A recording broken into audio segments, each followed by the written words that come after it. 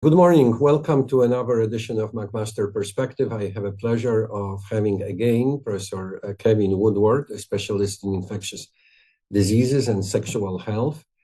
We had an interview 2 years ago or so when there was sudden interest in Mpox, or as it was called, monkeypox.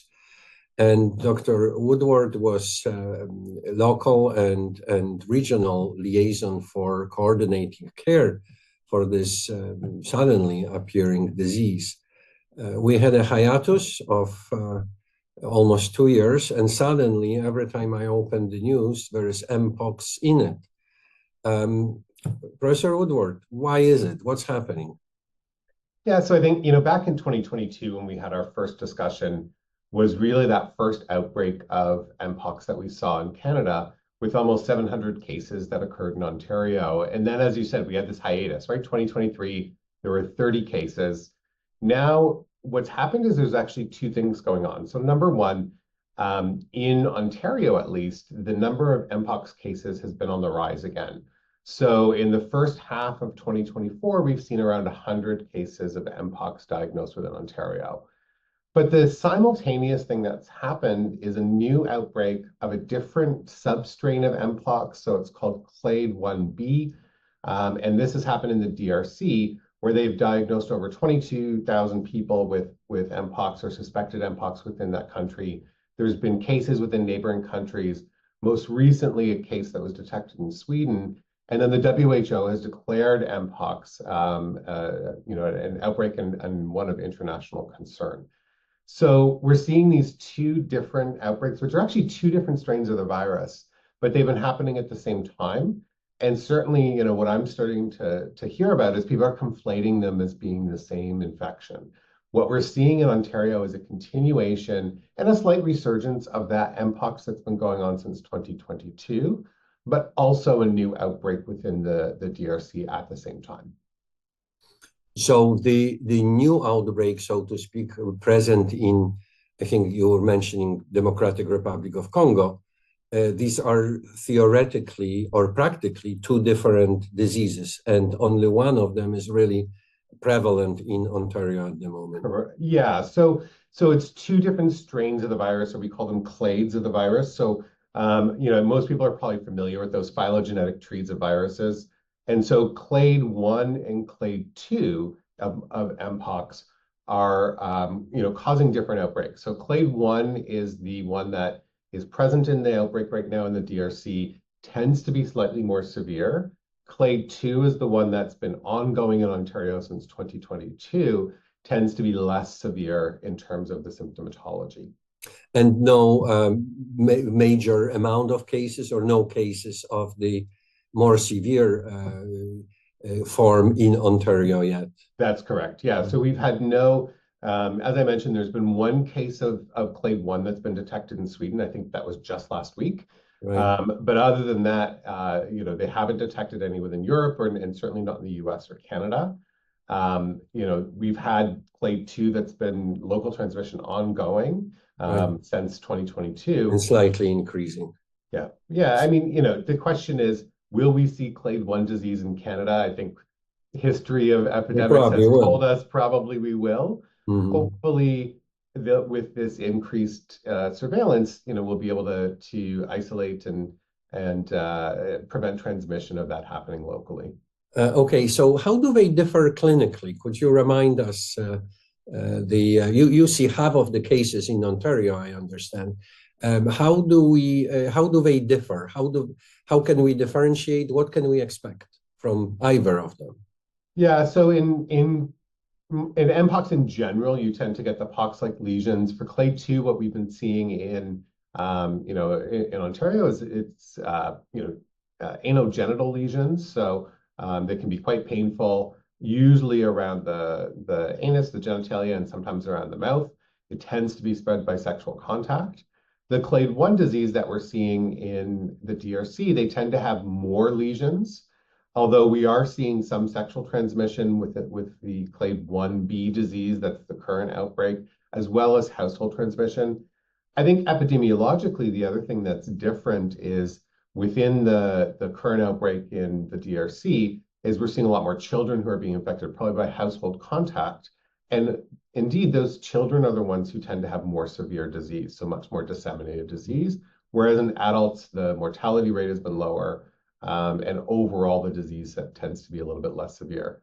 But in general, we think of clade 1 as more severe disease, higher mortality rate, more lesions, more discomfort. Clade 2 tends to be less severe. What kind of mortality rate are we talking about? So in the current outbreak in the DRC, I think it's been reported around 3%, 3%. But the majority of that has been in children under the age of 15. Okay. Now, treatment. I remember we were talking about some availability of treatments 2 years ago. Anything changed? Not really. So, we talked about TPOX, which was the antiviral that was available 2 years ago that we were using for emergency cases. That's still available now through Health Canada Special Access. I think that the thing that we don't know still, and there are trials for this which are ongoing even here in Toronto, is does it actually work? So there's this, as I'm speaking to you, who's one of the fathers of evidence-based medicine. Anecdotally, it works.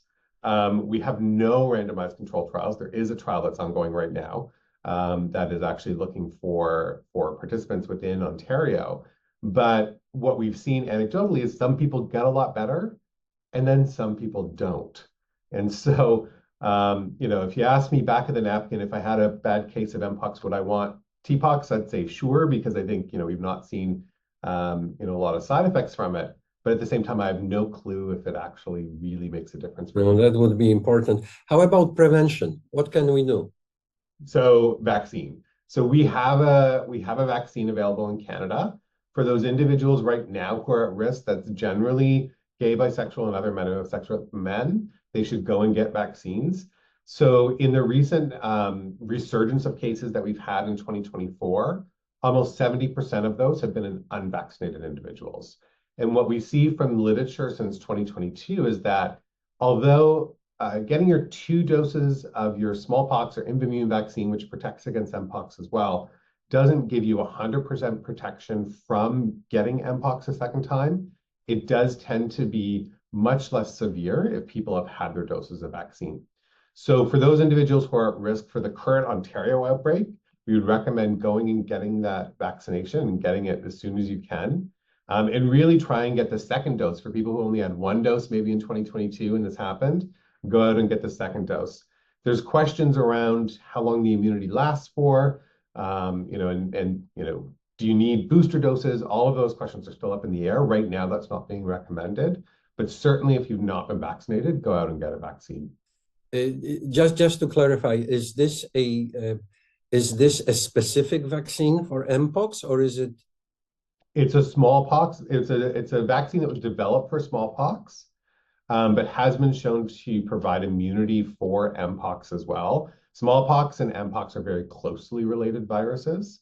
We don't have a specific Mpox vaccine that we use in Canada. Right. So this is a fairly standard old-time vaccines developed decades ago, correct? So the one that we're using in Canada, which is Imvamune, is a newer version of an old smallpox vaccine. Okay. So generally speaking, I believe you provided me with very relevant information. We are not dealing in Canada, at least, or outside the one case in Sweden.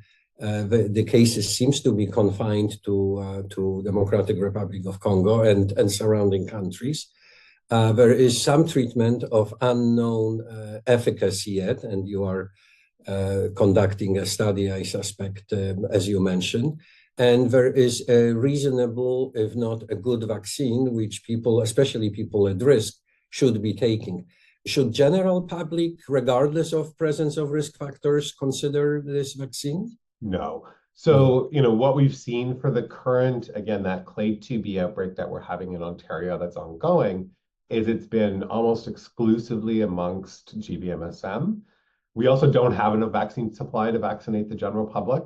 So right now we are recommending only for those people who are within those specific risk groups to go and get a vaccine.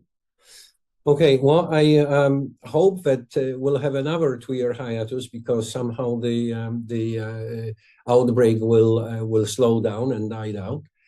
Thank you very much, Professor Woodward. Appreciate all your work with this disease. Thank you. Happy to chat.